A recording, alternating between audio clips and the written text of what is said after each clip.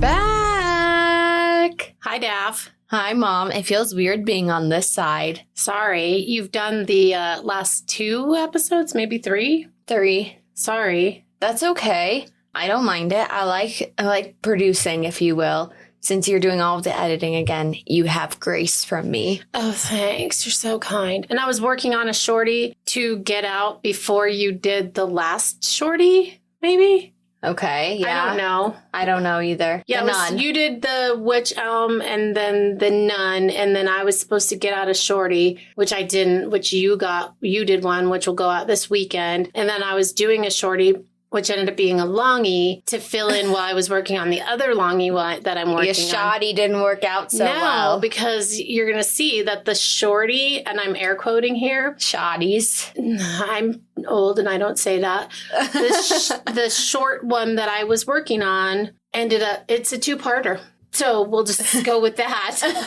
And the long one that I was working on when I started working on this air quote short one, yeah, might also be a 2-parter. Nice. But I'm not done with it because I switched gears to work on this one. I know. I simultaneously at all times have about 3 to 4 that I'm working 3 to 2. 3 to 2. No, I was going to say 3 to 4. I just stopped saying it because my allergies are really bad because I love my new cat, but I'm like real allergic to him. But it's okay. I'll suffer.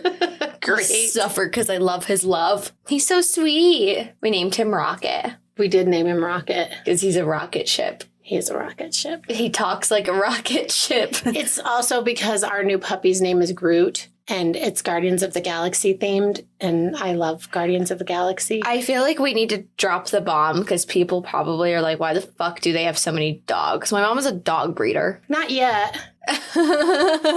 Well, in the process of becoming one. The only problem is we bought puppies that are all the same age. And related. No, just kidding.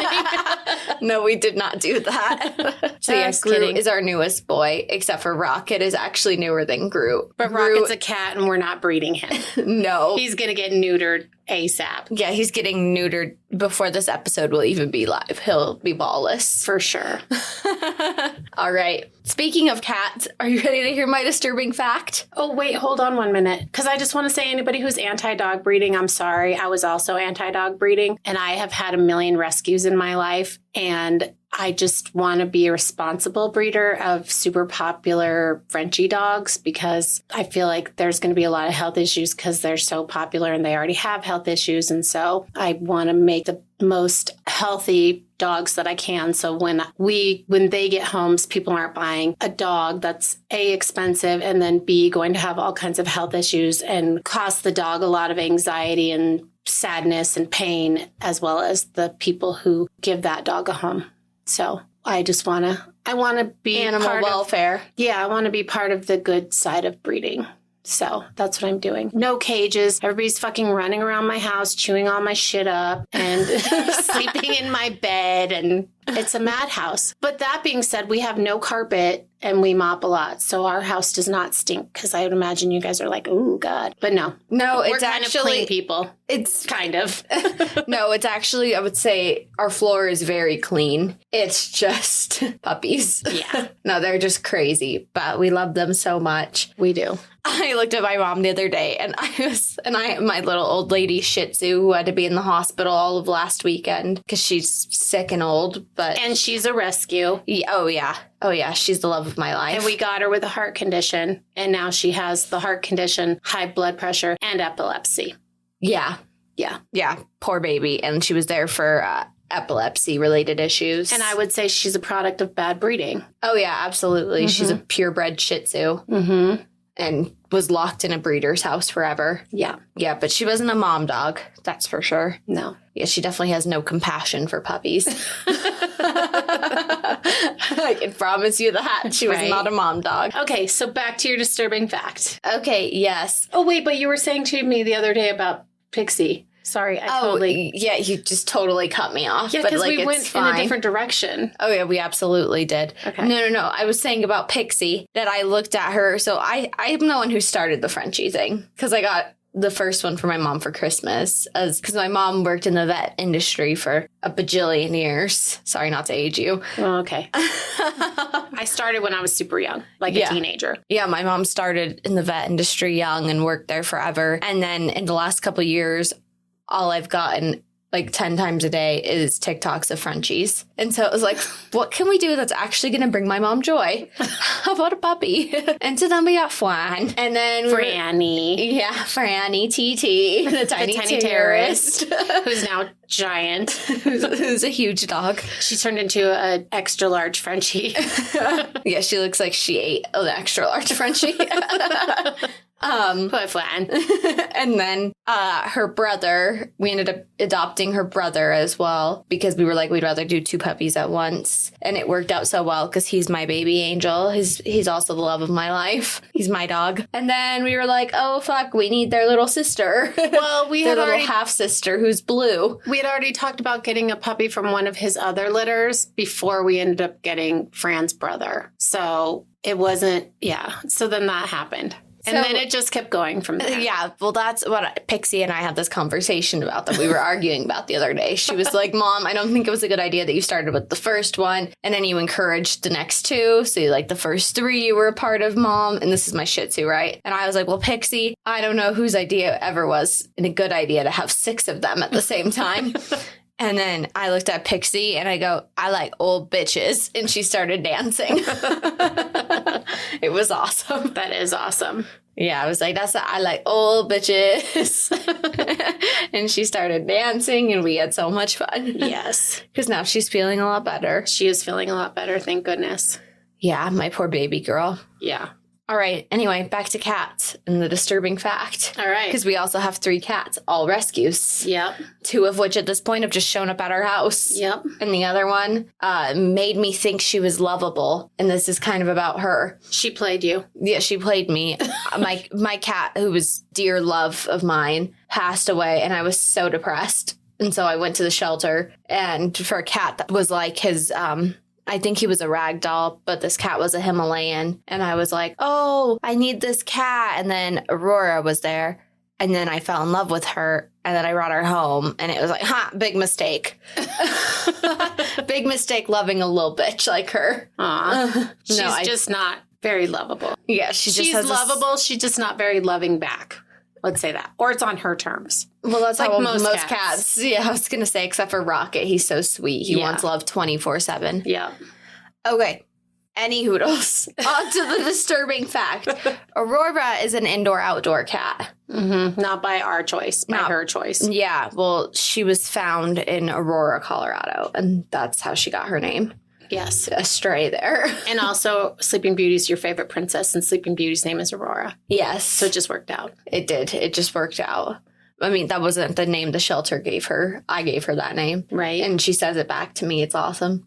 I go, hi, Arara. She goes, Arara. Anyway, Aurora, indoor, outdoor. She bitches and cries outside. And you know why she does that? Is because she's bringing us home prey. Mm-hmm. She's bringing us home a meal because she thinks we're incapable of feeding ourselves. And so she's bringing us home food. Also, perhaps as a sign of her love for us. So I had this thought, like I would say a year ago, because most of the time she only eats the heads off of whatever she killed. Or she lately eats everything except for the insides, the bladder and the intestines. We're going to talk about this too. But everything else, gone. Yeah, so, but when she's not very hungry and she's just on a thrill kill. It needs a snack. She'll eat the head. And it says because they're very nutritious that they like to eat the head. They're filled with phosphorus, which sharpens their hunting skills. And it's like the most nutrient dense part of an animal. The brain? The brain. Okay. But also, the reason why cats eat organs is also because they're so nutrient dense. But with smaller prey, it said that cats usually eat the head first. And then they go into eating the rest of the body, including, you know, all the fur and bones or feathers or whatever, you know, they're eating. Mm-hmm. But then they can't digest all of that stuff. And so they'll regurgitate it a couple hours later. So I'm surprised I haven't found any bones anywhere. Gross. Surprised I haven't found any baby bunny bones. Ugh. Yep. So there's one part that they will not eat one organ that they just will not eat. The bladder. Nope. It's the gizzard, part of the stomach, because it's so high in acid. They know not to touch it. Oh, the stomach acid. Yeah. And then also I found this Quora answer and by this lady who is a breeder of Savannah cats. So she's quite knowledgeable on the subject, obviously. She said, unless they are famished or have fears of going hungry, domestic cats usually don't gorge themselves in a meal. If they're catching their own prey foods, they will eat the favorite, most nutritious, and perishable organs first. Nice. So the brain and all of the insides. Right. And then when they feel full, they'll often bury what is left. And this way they don't, other animals can't sniff out their kill. And so they can go back to it later. And then it says later, if they're hungry, they'll go back and they'll finish the rest if they haven't caught anything new. And then it said that they also, this made me laugh, that cats who were well fed, so like Aurora, who goes inside and eats and then goes outside and kills, they lose the urge to hide their unfinished meals. Yes, that's true. I was just going to say, when you said they bury it and stuff, I'm like, really? So they leave it on the back porch or the front porch? That's considered burying it? Right. And then the dogs go out there and try to eat it, and then, we have to hose it, and I have to, it's gross. I don't clean it, but I make someone else do it. Yeah, anyone my dad else do it.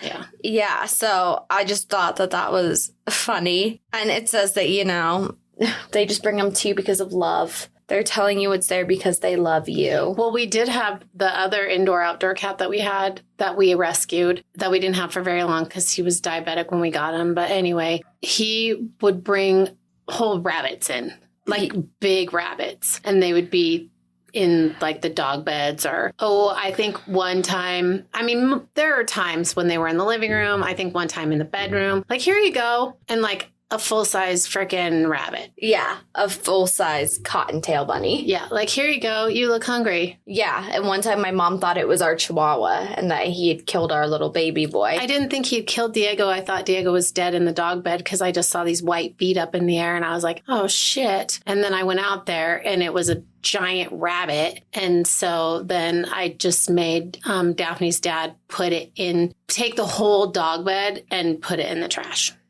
And he's like, I'm like, no, you won't. The whole thing is out. And it's really awesome. And when we get to 1 million Instagram followers, I'll post this video of my dad chasing my mom around with the mouse that Kiki had half eaten. And it's the funniest video in the world. So I'm just going to need 1 million Instagram followers before that happens. So in the next 15 years. Yeah, basically. All right, Mom, what you got for us today? I think we've done enough rambling. Oh, you're ready for everything. me? Shoot, I didn't even know I was still here. Whatever. All right. As I said, I was going to do a shorty, but then it became a longie because I thought that as always, when I'm looking into a case, I'm like, I know this case. Go shoddy. No. I didn't know this case. So I'm going to say trigger warning for child criminal, trigger warning for child murders.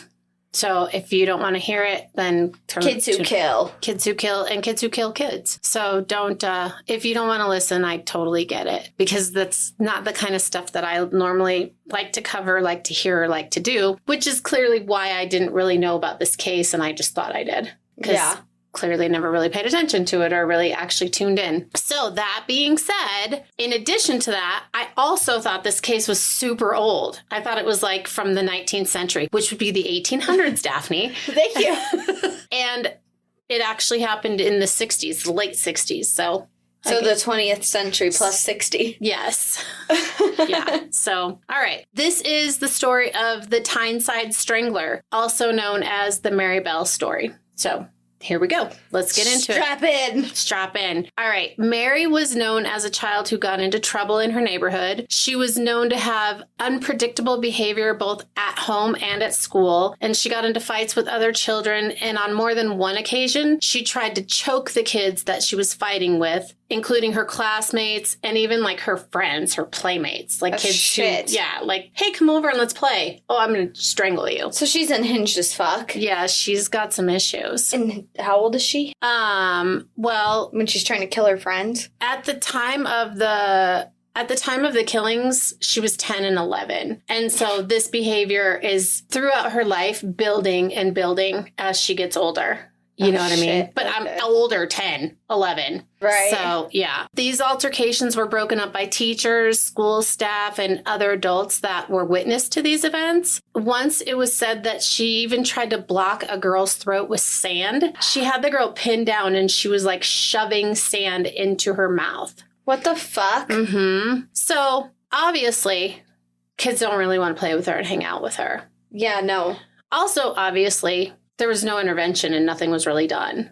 Yeah. Because it continues to escalate, as we know. Right. What the fuck? Right. So she spent most of her time with a neighbor girl whose name was Norma Bell, and they are not related at all. And Norma was about 2 years older than Mary. Okay. All right. So Mary's 10, Norma's 12, that kind of thing. That kind of 2-year difference. That kind of 2-year age gap. Right. In addition to the instances of choking other children and trying to kill that one girl with sand, yeah. Trying to make her choke to death and scratch her insides. Yeah. I also read one account that said on May 11th of 1968, so again, I'm telling you the late 60s, and I totally thought it was like the 1800s. A 3-year-old boy was found wandering, dazed, and bleeding from his head. The boy told his parents, and later he also told police, because the parents took him to the police, that he had been playing with Mary and Norma around an old bomb shelter and had been pushed off the roof, falling 7 feet. A bomb shelter? And he's 3 years old. Where are they located that they're by a bomb shelter? Well, they're in Newcastle, England. England. I don't think you said that yet. Sorry, well, Tyneside Strangler, England, Newcastle area. Yeah, well, I feel like you have to spell that out. Sorry, that was totally my bad. But we have bomb shelters here in the United States, too. Where? Like places where we were afraid we were going to get bombed. I don't know. But we did because people, I mean, I've seen like tornado shelters, but not. Yeah, but people, like, you know, bombing was a thing. But like, so these bombing were is still a thing. Well, and these were leftover bomb shelters from like World War II. So they're not like atomic bombs, which will end you. Like a bomb shelter's not going to do shit for you. Right. But like whatever kind of bombs they were using. I'm not a bomb expert, so sorry. But anyway, it's not bomb-tastic. It's not. So they were playing around an old bomb shelter, and he said that he had been pushed off the roof of the bomb shelter, and he fell approximately 7 feet, and he suffered lacerations to his head. And he didn't know which girl had pushed him. Oh, God. But obviously one of them had, right? And he's 3. He's 3 years old. Shit. Yeah. I'm surprised that he survived. Yeah, it's crazy. And so at this time, Mary Bell was 10 years old. Oh, gosh. Mm-hmm. So the same day, it was also said that together, the two of them tried to strangle 3 girls.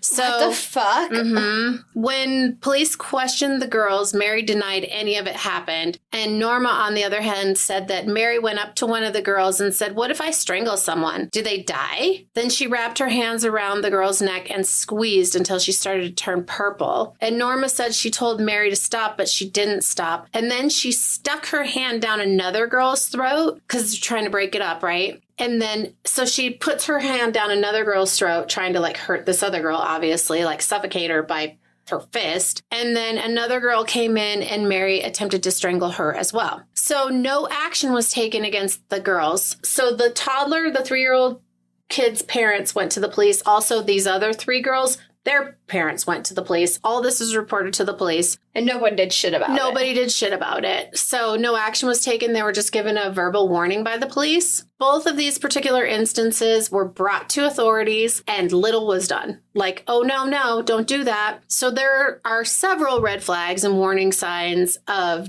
potential for escalation in violence and violent behavior, and they were ignored or at least not taken seriously. And so, you know, there was no preventative action taken. Which, yeah, that sounds like that should definitely be a thing that happens because that's pretty fucking violent for a 10 and 12-year-old. Well, and I don't know if we know in the late 60s, like we do now, that that kind of behavior escalates. That it's not like if you've done it 3 or 4 times already and first you're choking somebody, then you're literally strangling someone until they turn purple. You're shoving sand down someone's throat. You're pushing a kid off of a 7-foot roof and he's a freaking toddler. Like there's an escalation here. Yeah. Like it's You're not trying to kill someone. Yeah, it's not a one and done kind of thing. It's like just pushing the boundaries to see how far you can go. And they're not getting any consequences. No. So they just are going to continue to go, you know? I'm confused though. Like, did the boy thing happen before or after the girls? The 3-year-old? I think the 3-year-old thing happened more like in the morning and the girls happened more like late afternoon, early evening. So because that little boy was found, like I said, wandering around bleeding and dazed and confused, and he was 3, so that has to be like earlier in the day, right? Otherwise, why is a 3-year-old out at night kind of thing? Yeah. And then all the girls were quote unquote like playing together. Okay. And then that's when that happened.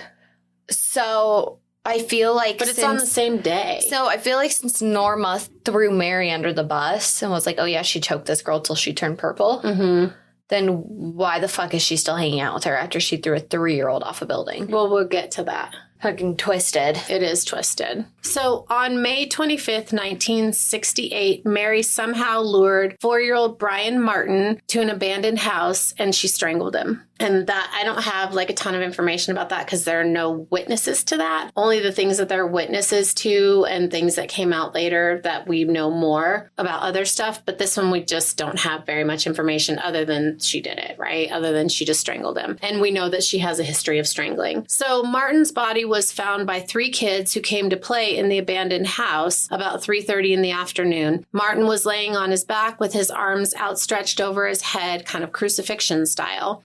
And there were no signs of violence. So no signs of violence, except that he had blood and saliva around his mouth. And there was an empty aspirin bottle found near his body as well. So the kids who found Martin went and found a local worker named John Hall, who entered the scene and tried to revive Martin. He looked up at some point while he was trying to revive Martin to see Mary and Norma standing in the doorway watching. And remember, they're in an abandoned house, right? Yeah. Yeah. The guy, John, he told them to leave. He's like, get out of here, like, get out of here. So they left and they immediately went to go find Martin's aunt. And they told her that there had been an accident and that they thought the accident involved Martin and that there was blood everywhere. And then they offered to lead Martin's aunt to Martin's body. What the fuck?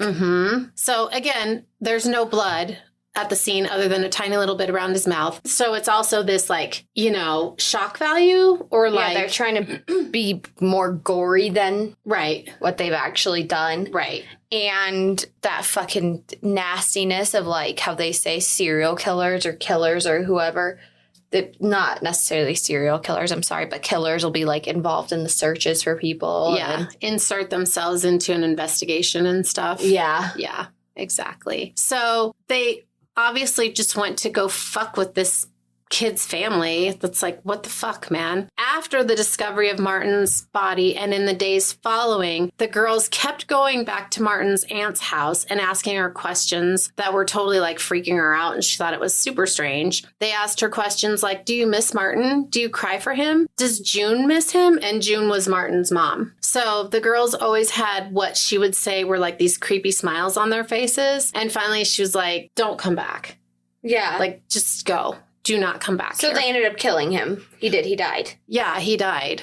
Oh my gosh. But I think on that one, I think Mary was on her own. I don't think that Norma was with her. Just based on later that Norma has no information regarding Martin's death. So, okay. Yeah. Okay. What the fuck? Do you miss him? Yeah. What the fuck? Does his mom cry for him? Like, yeah. Seriously, it's so fucked up. It's twisted. It's so fucked up. So Dr. Bernard Knight, the coroner who performed the autopsy on Martin's tiny little body, found no signs of foul play, and the death was ruled possible drug poisoning because of the empty bottle that was next to his body. However, his cause of death officially remained open because they just weren't for sure, right? There weren't any marks around his neck? No, because she's a little girl. She's 10 years old. Yeah, but he's a 4-year-old. His body would probably bruise easier. Yeah, he's there was no signs of foul play. Oh, man. Yeah. That's really scary. It's really sad. So the community obviously overwhelmed by Martin's death. And, again, it was in this abandoned building, right? So they marched and protested against the dangerous conditions of the abandoned buildings in the neighborhood. And Mary was present for the protests carrying a banner that was asking for change for the local residents with another child. So they were carrying like this sheet kind of thing that has like sticks on either side with stuff written on it about change for the tenants and stuff. And this was even photographed, and this picture was in the local papers. Oh, geez. Mm-hmm. That's exactly the killers inserting themselves. Exactly. So I don't think the other girl was Norma, though, in the picture, but for sure the one girl is Mary Bell. Oh, my gosh. Yeah, it's so, wow. On May 26th, which is the next day after Martin's strangling, which also happens to be Mary's 11th birthday. Is she gonna go celebrate by being a real fucking asshole again? Yeah, pretty much. She's like, happy birthday to me. I'm 1 year older. I'm gonna strip somebody of the rest of theirs. Yeah, she's a mess. She's a fucking, I want to know where her parents are. That's what I want to know. Like, does anybody... Obviously, nobody's out there looking out for her. Like, that's obvious. Yeah. Well, we'll get to that, too. Clearly, though, there's nobody looking out for this little girl. Yeah, something's obviously going on here. Yeah. Yeah. So the day after the strangling of Martin, May 26, 1968, because she's 11, Mary was found by Norma's father trying to strangle Norma's little sister. What the fuck? Mm-hmm. So fortunately, her dad walked in and broke up the violent encounter. But why would her dad still let Norma go hang out with her? Right? That's what I don't get. It's like, if I saw one of your friends strangling your younger sibling that you don't have. My imaginary younger sibling. Yeah. Or my older sibling, Troy Jr. Yeah. I wouldn't let you go hang out with that person anymore. So, but again, the incident's not taken seriously. Yeah. It's just like, oh, shame on you. Don't do that again. Like, right? Yeah, not actually trying to solve any issues. Well, this is over and over and over again a failure, right? Yeah. Well, yeah, I would say it's a massive letdown to the people who were obviously going to be in danger because of the little girl. Right. And because of Mary Bell. And it's a letdown to Mary Bell that she keeps getting away with all of this. Not that it's a letdown, but you know what I mean? Like, there's fucking consequences for your actions. Yeah. Or not. There should be. Right. And clearly this is kind of a lower middle class neighborhood, let's say, because they're living amongst abandoned buildings and stuff. So they got to be kind of, a lower class group of people, income area, whatever you want to call it. I've been to Tyneside before. Have you? I have. In Newcastle. Was it nice? I don't remember. Okay, then. I remember I liked Newcastle a lot. I think Tyneside is by the area where it's like the rocky beach. That's really beautiful. Like, it's all just pebbles. I guess we could look it up, but not right now. Yeah. We could get back to it. Sorry. I was just thinking that. No, that's okay. I was like, I think I'm like a pretty 99% sure I've been there. Nice. When I went to Newcastle. Nice. After they left Norma's house, again, why the dad is like, yeah, sure, go play with Mary. It's cool. Yeah. Right. They broke into a nursery school and they vandalized it. Oh my gosh. They tore up books and turned over furniture, smeared ink and poster paint on the walls, and then they left. The next day, the staff came in and found the damage, and police surveying the scene found notes. One read, quote, "I kill people to come back." Another note read, quote, "You killed Martin Brown, you bastard." The next note read, "Stop us killing people. Beware of Fanny and Faggot." The final note said, quote, "You rats, because we killed Martin. Go Brown." Beth's,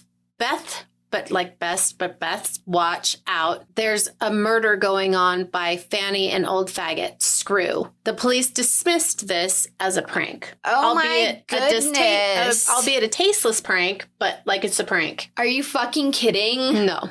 And again, these girls are 11 and 13. Okay. So they're like, we're going to dismiss this. Like, that seems pretty sus, but we're going to say there's a potential drug overdose of a 4-year-old. And he just did it to himself. Right. They're not looking for anyone who could have killed him with being like, take all of this aspirin, little Martin. Right. Instead, no. They're like, oh, this is nothing. It's fine. It's cool. What the fuck? Yeah, it's all a big mess. And like I said, it was left open, but since there were no obvious signs of foul play, there wasn't really any direction for them to take. But then you have this. Yeah. But, I mean, the police just took it as like it was a cruel prank, a joke, because, because people do that when people die. People do fucked up shit. I mean, yes. That actually don't even have anything to do with it, Yes, but I feel like they have nothing going anywhere. And so this could at least be, even if it went to nothing, something to look into. Yeah. Yeah, for sure. At school, Mary drew a picture in her journal of a little boy laying dead, arms outstretched, crucifixion style, with a bottle next to him labeled, in quotes, tablet. This was seen by a teacher, but this did not strike her as odd. Okay, like, fuck, people. Yeah, what the fuck? Well, I mean, I feel like in that instance, it's because probably she was there, remember? She was in the doorway. Obviously, you remember. You were the one who covered this, obviously. You remember. But, she was from 5 minutes ago. But she was in the doorway. Yes, she was. So maybe that's what the teacher, Well, the teacher said that she did ask Mary about it, but she said she was just drawing what she heard. However, none of the other children drew or wrote anything about Martin's death. Because that's kind of weird. Yeah. Like, as an 11-year-old to, like, be drawing someone's death. Yeah. Or writing about it. It's very weird. Yeah. On May 29th, 1968, the day of Martin's funeral, the girls went up to Martin's house and his mother, June, answered the door and they asked to see Martin. Which she replied, Martin is dead. And Mary replied, quote, oh, I know your son is dead. I just want to see him in his coffin. What the fuck? Mm-hmm. What the actual fuck? Yeah. So apparently, later it came out that this was a dare between the two girls, and Mary's the one that went and did it. But, like, Norma and Mary had, like, dared each other, like, who's going to go do it? Oh, my gosh. Mm-hmm. So, of course, the boy's distraught mother was floored by this comment. Yeah, and she told Mary to leave at once. Well, and I'm sure she and her sister were talking about the fact that, Mary kept going to them and asking questions. Yeah, both of them, Mary and Norma together, kept going up to the aunt. Well, that's what I'm saying. I'm sure that they were talking about the fact that the girls, kept going to the aunt and being like, do you miss him? Are you guys crying for him? Yeah, it's so fucked up. So fucked up. Yeah. So in early July... I'm sorry. It's just like taunting. That's okay. Well, exactly. It's taunting. It's like adding salt to the wounds. It's poking the bear. It's all of those things. It's like... You know what you did. Like, why? Well, because it's for your fucking amusement. Yeah. It's your amusement, which is... Because they're both little bitches. Well, it's not even that. They're just super fucked up. No, they're both little bitches. They are, but, I mean, that's beyond bitchy behavior. That's super fucked up. Yeah, no, I don't disagree. It's beyond bitchy behavior. It's, like, actually psychotic. Yeah, exactly. So in early July, they tried to break into the nursery school again, but the school had an alarm system installed and the girls were caught in the act, but they denied it. They were turned over to their parents and they were scheduled to make an appearance in juvenile court. So you would think with the combination of this violence and the two break-ins that the police would, have some red flags, be like, hey, this seems suspicious. But no. So business as usual for the two girls. There's no consequences, so they can just keep on doing what they're doing. Yeah. It's like, oh, it's so messed up. Yeah. So messed up. That's why I feel like I'm at a loss for words. It's just like, what the fuck is going on? Yeah, what is in their water? It's all bad. Like, what? On July 31st, 1968, Brian Howe, a 3-year-old boy, let his parents sleep in while he tended to his younger sibling, making breakfast and such. He's 3. That's so sweet. I know, right? Then he went out to play, and that just tells you, like, the maturity level, because the one boy was 4 and the other boy that they pushed off the thing was 3 and he was out there playing by himself. Yeah. I don't know, maybe it's just the environment that these kids are living in, that they're growing up faster.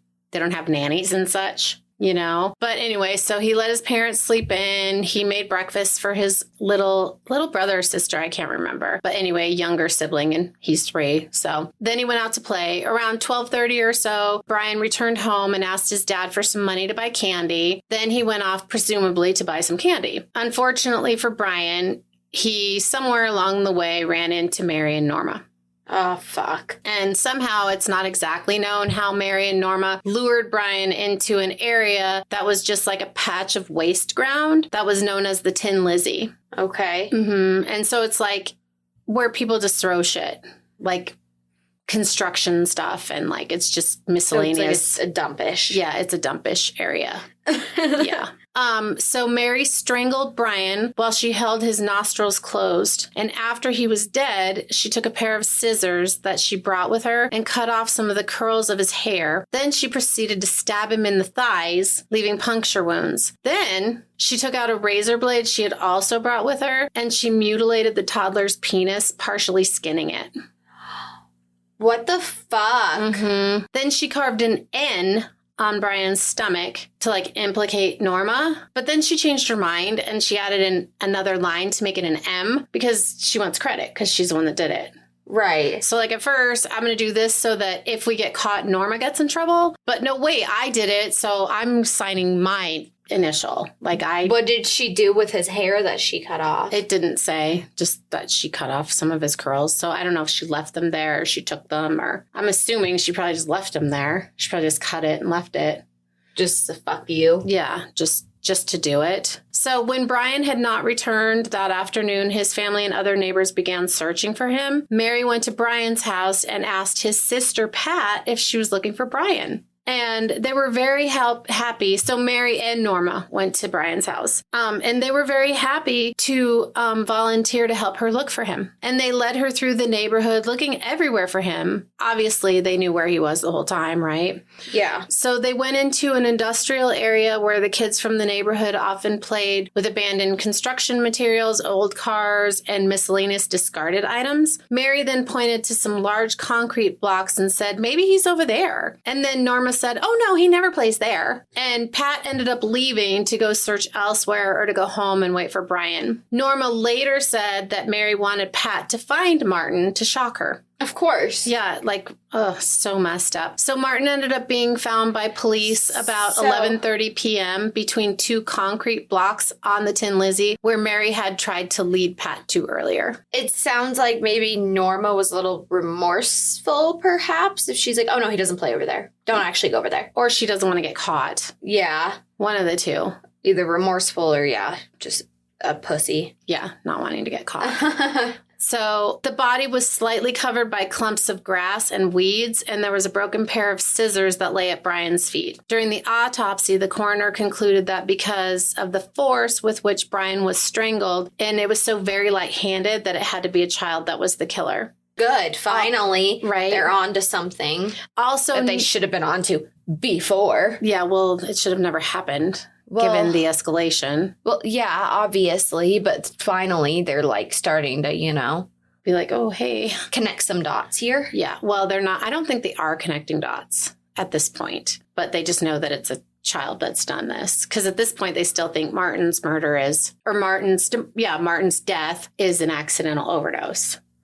So, I don't know how a child accidentally overdoses. Well, because they take pills they're not supposed to take. Because that was before safety bottles, safety lids and stuff. Yeah, but a pill doesn't taste like candy. They put it in their mouth and they spit it out and go, ugh. Yeah, that's you would gross. think. However, it does happen. Or it did happen. That's why everything's childproof nowadays. Numerous gray and maroon fibers were found on Brian's clothes and shoes, and it was clear that the killer had transferred these to the child's clothes. After Brian's murder, there was a massive search for Brian's killer. More than 1,200 children were questioned. Two of the children interviewed were Mary and Norma, who investigators were told were seen playing with Brian the day of his murder. Their demeanor seemed a little off to investigators. Norma seemed excited to be interviewed, and Mary was unemotional and detached from the murder of such a young child. The two girls were vague with their answers and contradicted each other's statements. They did, however, admit to playing with Brian, but only in the morning and not after lunch. Okay. So the next day, August 2nd, 1968, Mary was was questioned again, but she told investigator James Dobson that she had seen Brian with an older boy who was around 8 years old, who she had seen beating Brian. She also remembered that Brian was covered in grass and weeds like he'd been rolling in a field. He was also holding a pair of scissors. And then Mary said, quote, I saw him trying to cut off a cat's tail with scissors. Something was wrong. One leg was either broken or bent. And I'm assuming she was referring to the cat. Shit. Yeah. So investigators had not released any information about the scissors. And so Dodson at that point knew that Mary was the killer. And just to be sure, Dodson interviewed the parents of the boy whom Mary had accused of being with Martin, and he wasn't even in town that day. And the fact that he was out of town was corroborated by other witnesses. Okay, yeah. So she's trying to throw them off of her scent. Right. However, except for she's giving up information that only the killer would know. Exactly. So on August 4th, the parents of Norma Bell had their daughter go to the police station and confess all that she knew about Brian's death to the investigators. Norma told Dobson that Mary had taken her to the Tin Lizzie to show her Brian's body. Mary then demonstrated how she had strangled Brian, and Mary told her that she liked strangling him. She led Dobson to the site of the murder and then led him to the hidden razor blade that Mary had hidden under a rock.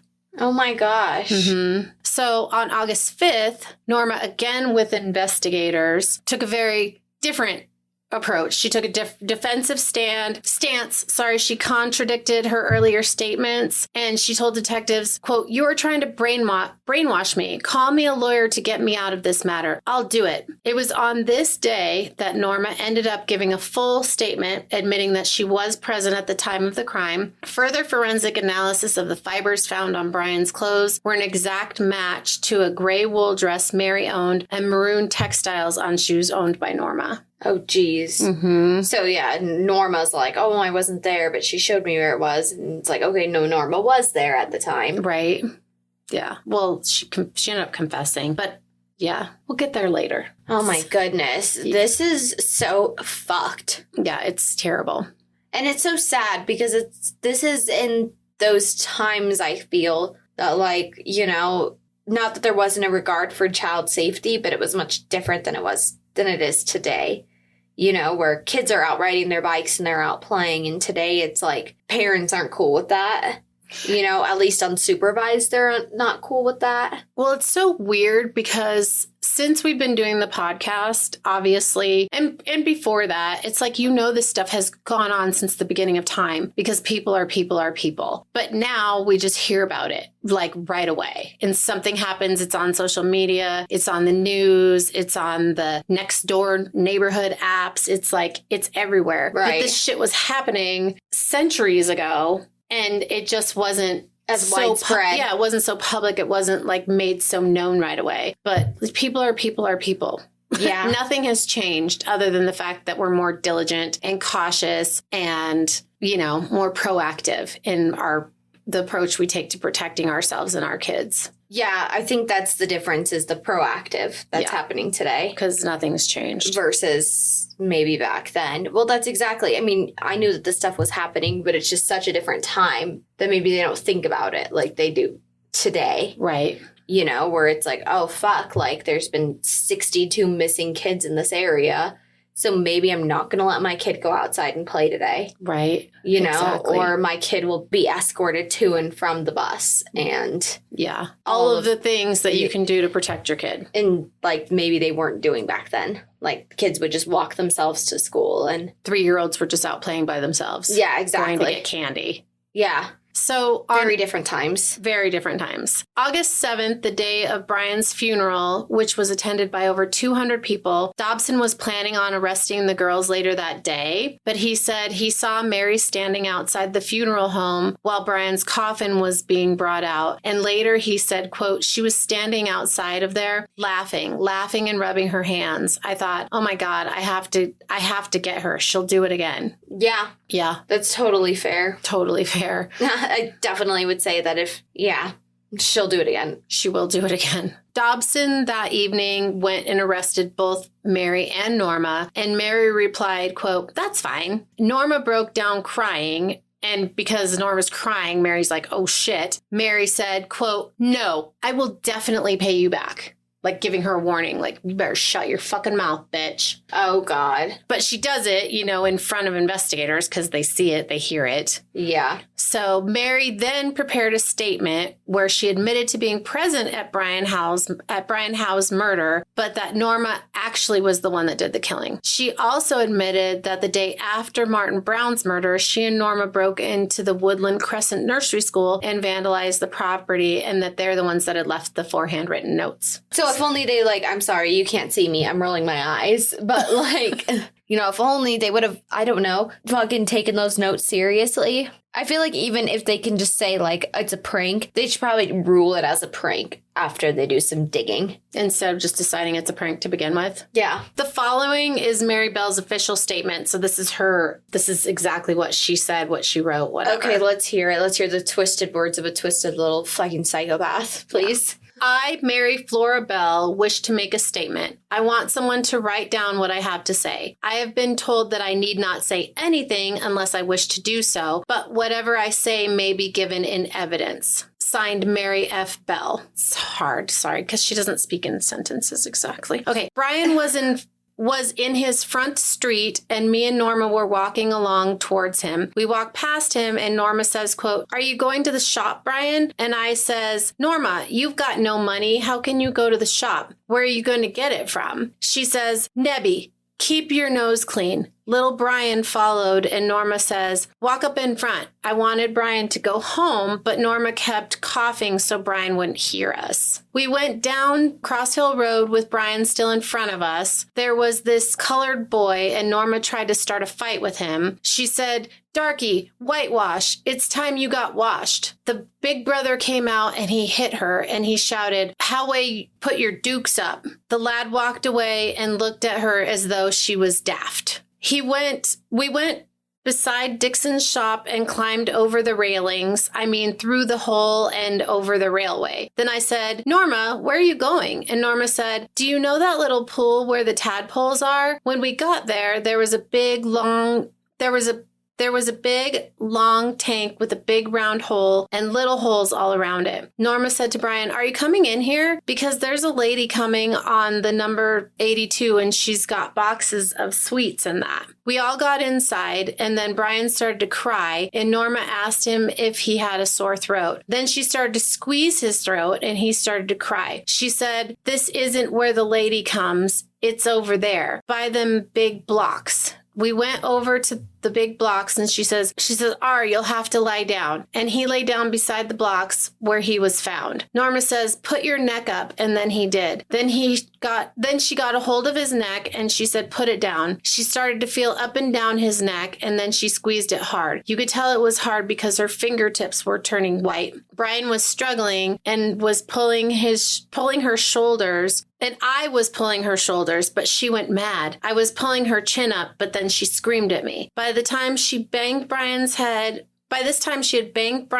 on some wood or a corner of wood, and Brian was lying senseless. His face was all white and bluey, and his eyes were open. His lips were purplish, and he had saliva on it. It turned out to be something like fluff. Norma covered him up, and I said, "Norma, I've got nothing to do with this. I should tell on you, but I'll not." Little Lassie was there, and it was crying, and she said, "Don't you start or I'll do the same to you." It cried, and she went to get a hold of his throat, but it growled at her, and she said, Now, don't be hasty." We went home. Then I took a look at the little lassie, home and all. Norma was acting kind of funny, making twitchy faces, spreading her fingers out. She said, "This time is the first time, but it'll not be the last." I was frightened then. I carried Lassie and put her down over the railway. See, I think this is all fucked up. Sorry. Put him down. I would say put him down. I think the quote is fucked up. Okay. So I don't know. Yeah. So, well, I think it's also a dialect problem. Well, probably. So she put him down on the railway, and then we went up to Crosswood Road way. Norma went to her house, and she got a pair of scissors, and then she put them down her pants, and she says, "Go and get a pen." And I said, "No, for what?" And she says, "To write a note on his stomach." And I wouldn't get the pen. She had a Gillette razor blade. It had Gillette on it. We went to the blocks, and Norma cut his hair, and then she tried to cut his leg and his ear with the blade, and she tried to show me. She tried to show me it was sharp. She took the top of her dress where it was raggy and she cried out, which I don't know. She said she was wearing pants.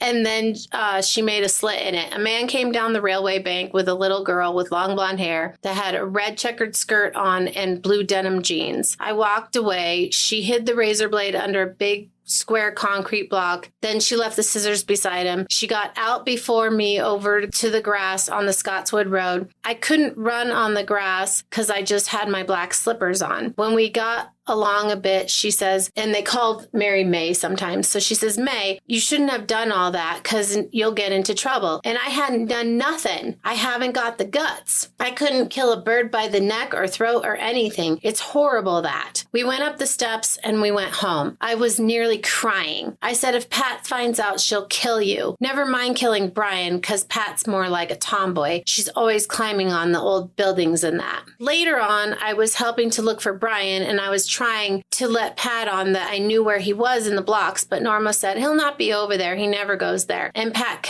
was convinced he wasn't there. I got shouted in about 7:30 and I stayed in. I woke up about 11:30 and we stood in the door and as Brian had been found. The other day, Norma wanted to get put in a home. She says, you will run away with us. And I said, no. And she says, you'll get put away in a home and you'll feed the little ones and murder them and then we'll run away again. I have the above statement and I have been told that I can correct it or alter it or add anything if I wish. The statement is true. I have made it my own free will. Mary Flora Bell. I have so many thoughts. I'll bet you do. I have a lot of words. Okay. I don't even know where to begin.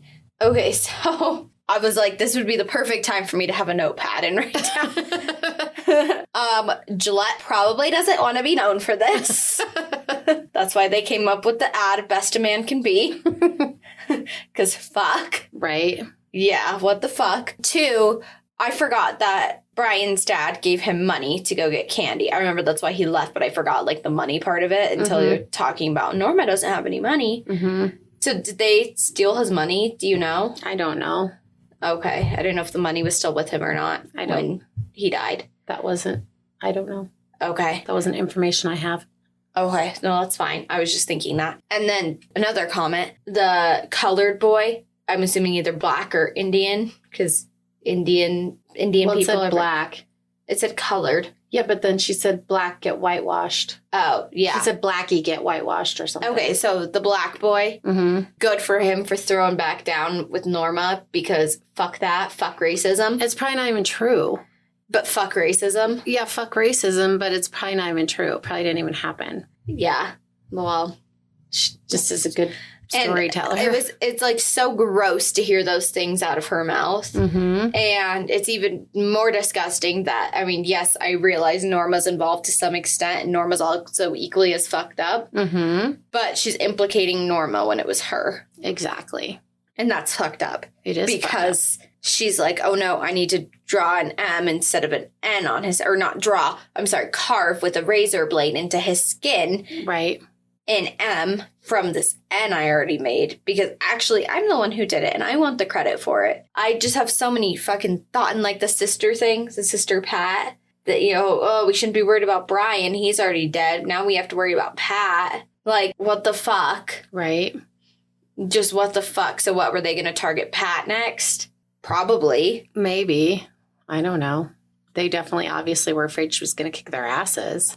Yeah. Yeah. What the fuck? Or maybe they weren't. Maybe Mary just said it. Yeah, I don't know, but what the fuck? Right? It feels gross that you have a statement from her that those are her words, because it just feels gross to hear what they have to say about things. Sorry. No. It doesn't feel gross that you, like, did it. It feels... The entire thing just feels just... You know what I mean? Like, when you hear the clips like that show that we watched, the Ted Bundy in his own words, whatever that Netflix show was. Mm-hmm. You know exactly what I'm talking about. I do exactly know what you're talking about. Like, when he's... The Confessions of a Killer, Ted Bundy, that one. Mm-hmm. And then there's the Dahmer one also. To hear them...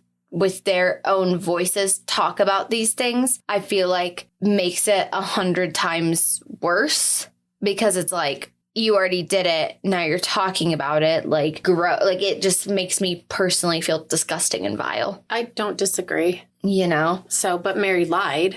I mean, yeah, but still, she's trying to... It makes it even worse that she lied, because now she's trying to, like, write it off like it wasn't actually her. Yeah, I don't know. I just have a lot of feelings about this. Yeah, it's terrible. It's horrible. The whole thing's terrible. And like I said, I hate cases like this. And so here I am in the middle of it.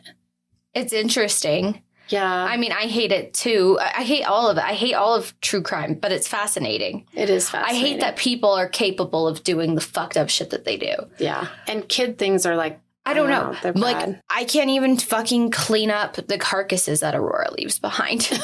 I can't do it. I scream. I remember one time one of my dad's friends was out back waiting for my dad, and he heard me scream because our old cat Kiki brought in a mouse, and he killed it. The mouse was dead, but he just kind of like left it there. And I was screaming, and my dad's friend came rushing into the house, and he goes, "Oh shit, I thought you were your 3-year-old cousin." I was like, yeah. I don't like that shit.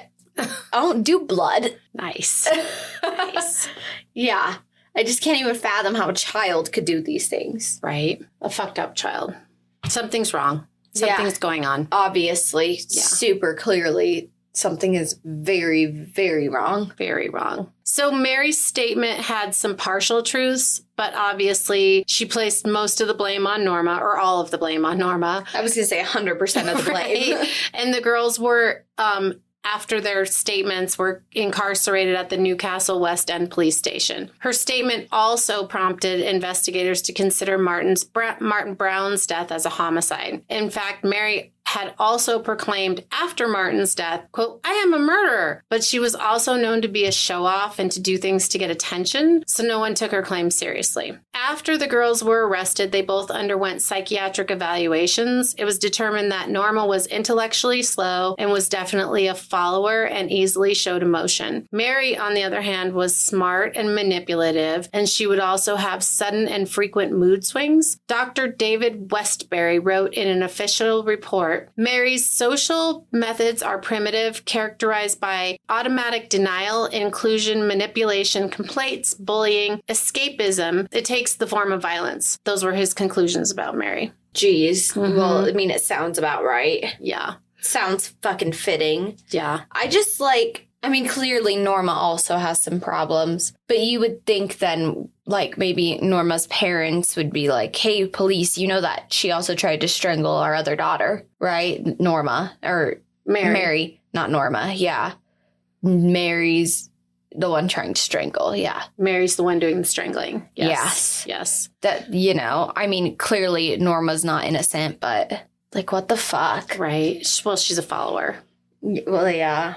Poor kid. Poor kid. Kinda. The jail was not used to housing children. Women guards were tasked with watching the children, and Mary refused to fall asleep, and if she actually did, she would wake very startled. On one occasion, Mary was seen trying to strangle a stray kitten that had made its home in the jail, and when a guard told her not to hurt the kitten, she said the kitten couldn't feel it, so it didn't matter, and that she liked hurting things that were smaller than her and couldn't fight back. What the fuck? Mm-hmm. She also told one of the guards that when she grew up, she wanted to be a nurse because she wanted to stick needles in people because she likes hurting people. Oh my gosh. Mm-hmm. If her family life was the reason for this behavior, she wouldn't say anything. She was brought up with the mentality that you never ratted anyone out, and especially you never went to the cops about anything. Oh, yeah, just like the way she ratted Norma out. Right. That makes perfect sense. Yeah, exactly. Snitches get stitches. But she was lying.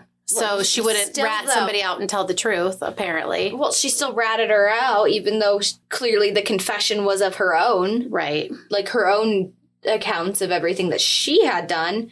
She just switched the names. Right. Exactly. Or who knows how much of what she actually said was true about what she did or didn't do. But yeah. Well, I feel like given the way that she's a show off, it probably is true. Yeah, but who knows about the black kid and about the hiding in the thing waiting for the woman with the candy, and yeah. I feel like that might be how they lured him. Maybe. Obviously they lured him somehow. Right, well, and he was going to get candy. Yeah. So... At the girls' trial, the prosecution had ample evidence to to prove that the girls had committed the murders. Vandalism of the school and the notes that were left at the school were damning evidence. Handwriting analysis proved that the girls had written the notes. The fibers on Brian's clothes were from clothing belonging to both of the girls. They knew that he had been strangled before the information was public, and they also knew about the scissors. During the trial, Norma seemed remorseful, and she cried on the stand, and she was deemed as, quote, slow and having a non-dominant personality. Her family was also there to support her, and they hugged her and wiped away tears whenever they were allowed to approach her. Mary, on the other hand, was cold and completely unemotional, intelligent and manipulative. She never cried, as she viewed crying a sign of weakness. She was clearly a leader and had a very strong personality. When her mother showed up in court, and I'm saying when her mother showed up in court, so her mom wasn't always there for her. Jeez. She wailed and she carried on and she made a scene. Her mom did? Mm-hmm. And she would dramatically storm out of the courtroom and then come back a few minutes later because she's like, oh, the attention should be on me. Like, oh my goodness. Yeah, your kid's on murder trial. Yeah. What the fuck? What the fuck? So Billy, Mary's father, quote, her father, the only father that she ever knew, sat in court quietly and ignored Betty's antics. During closing arguments, the prosecution made Mary out to be a villain and Norma out to be a victim. In Norma, you have a simple, and this is a quote from the prosecutor, in Norma, you have a simple backward girl of subnormal intelligence. In Mary, you have a most abnormal child, aggressive, vicious, cruel, incapable of remorse, a girl moreover possessed of a dominating personality with a somewhat unusual intelligence and degree of cunning that is almost terrifying. Yeah. In attempting to rescue Mary from being cast off as demonic or as a bad seed, said Rudolph Lyons. He was the prosecutor. Mary's defense attorney, R.P. Smith, raised the questions to the jury like, why does this happen? What made Mary do it? It is very easy to revile a little girl to listen to her Svengali without pausing for a moment to ponder how the whole situation has come about. A dictionary definition of a Svengali is a person who exercises controlling or mesmeristic influence on another, especially for sinister purposes. Jeez. Okay. So without answers...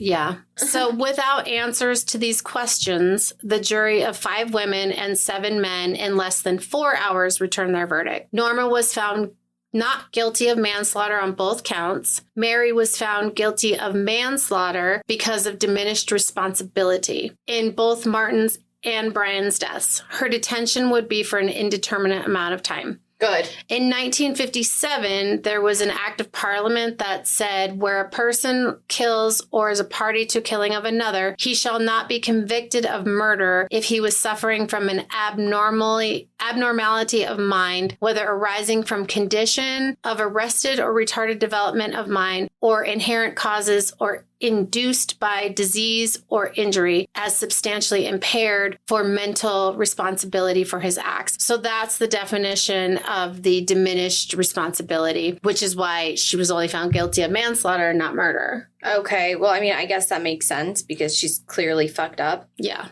exactly. But then again, she's clearly fucked up. Incapable of committing murder. So, I don't know. Right. I don't know that I definitely don't think she premeditated any of it. It seemed kind of more opportunistic. If it was another little boy walking, that probably would have been the target. Right. That's true. That's probably true. Later, Norma Bell was given 3 years probation for breaking into the nursery school, and she was placed under psychiatric supervision. So at least she was held accountable for something because she was a very active participant in all of these things, except for Martin's death. But all the rest of it, she was part of. Norma? Yeah, Norma. So now let's get to the why. Because in most cases like this, there is a reason why children murder. There are underlying causes that in Mary's case were not uncovered until long after her trial and incarceration. But we're not going to do that today. That's part 2. Yeah, we're going to get into... Shoddy turned into a longie. We are... a 2-parter. Yeah, we're going to get into the details of her upbringing, her incarceration, and where she is now in part 2. Okay. So I'm looking forward to it. Although I really fucking hate it, but I'm looking forward to it. yeah. And I suppose I could have kept going because we're not that long, but I don't know how long it's going to take me to explain all the rest of it. A 3-hour long part 1. No. All right. Well, thank you. That was interesting. It's a lot of, the first and only time I believe I've ever heard of this case is on Deadly Women. Oh, really? Big fan of that show. Episode called Obviously. Kids Who Kill.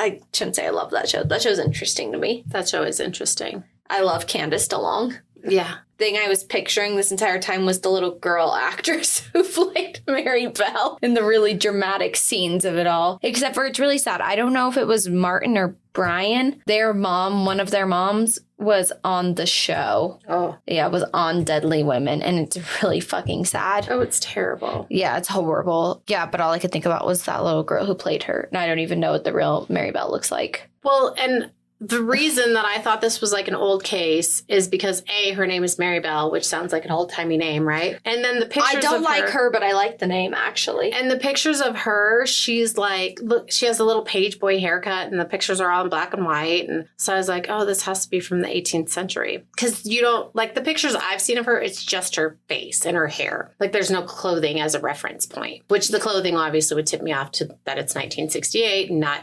1868. It would tell you exactly that it's 1968, would it, Mom? Well, it would tell me that it's more in the 60s era than in the 1860s era. I would say like 50s to 70s. Which is what I was just picturing it to be in the 1800s. So there we are. There's where we leave it. Well, I enjoyed it and hated it all at the same time, so thank you. It's bad. It's bad. But you did a really good job of presenting it. I was actually thinking, I really like the way that you present your cases. I was thinking that the entire time. I was like, man, I just do it so chronologically. I need to do like build up. You're a great storyteller. Thanks. All right. Well, I do the what and then the why. Yeah. And then the who. And sometimes not always. Doesn't always work out. But I was like, in this one, like I started doing like her background and stuff. But then I was like, I should just really go into all the shit. And then I'm going to go into the why and what happened. Yeah. Because that's equally as horrible. Yeah. I don't want to say it's more horrible, but it's pretty fucking terrible. It's all pretty bad. Yeah. But yeah, no, I really like the way you present your stories. Thank you. I think you should be in that chair more often because I like you're very engaging for me. But I also like that you edit. So I'm currently on an editor's strike. Oh, clearly. And then I have part 2 of this one. Then I'm going to get back to the one that I was working on that was long. That's the reason I started doing this short one that's not really short. So here we are. Wherever you get there, there you are. Yeah. Well, because I've ended up like... Or however you get there, there you are. Because I've ended up reading books about these. That's what happens. And then when you read books, then you need to corroborate the information in more than one location other than the book. So once you've read a fucking book and then you go on the internet in 80 different places, it becomes not so short. She's reading books over here, people. Yep. All right. I read books too. Thank you guys. Thank you, Daphne. Thank you. Follow us on Instagram to see her little boy haircut in the 60s. A page boy haircut in the 60s at That's Disturbing Podcast. Send us a Gmail. I don't know why you want to send us a Gmail, but you can do that. That's disturbingpodcast@gmail.com. You can fill out a case request form, which I only spent forever and a day building that website and making it beautiful and lovely for all of our followers or anyone who might feel so inclined to check it out. Right. And that's disturbingpodcast.com. And again, a case request form is there and that'll go straight to our Gmail account. Sorry, I just felt the need to do I don't know why I'm doing it in this voice. Why you went to that voice? Yeah, why I went to that voice. All right. Going once, going twice. Send us a Gmail. Right. Send us a case request form. Follow us on the gram. Right. And we'll see you on the flip side. We will. And Sco Buffs, because today is the Rocky Mountain Showdown. Yeah. Go Buffs. Bye-bye.